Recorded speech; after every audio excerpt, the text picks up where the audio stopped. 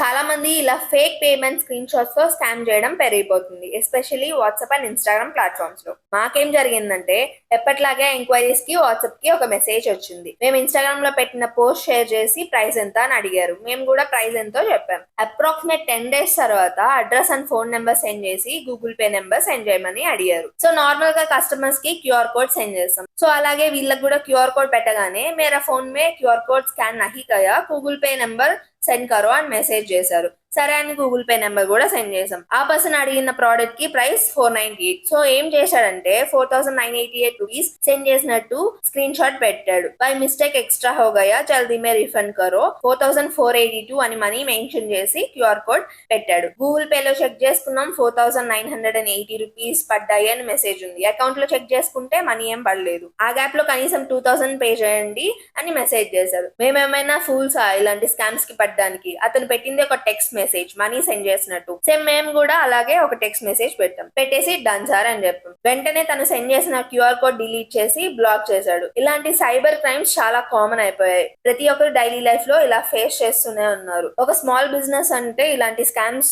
జరుగుతూనే ఉంటాయి. ఒక అవేర్నెస్ కోసం ఈ వీడియో చేస్తున్నాం. మీరు కూడా ఎప్పుడైనా డైలీ లైఫ్ లో ఇలాంటి ఫేస్ చేస్తుంటే డైరెక్ట్ గా cybercrime.government.in లో కంప్లైంట్ చేయండి. Thank you.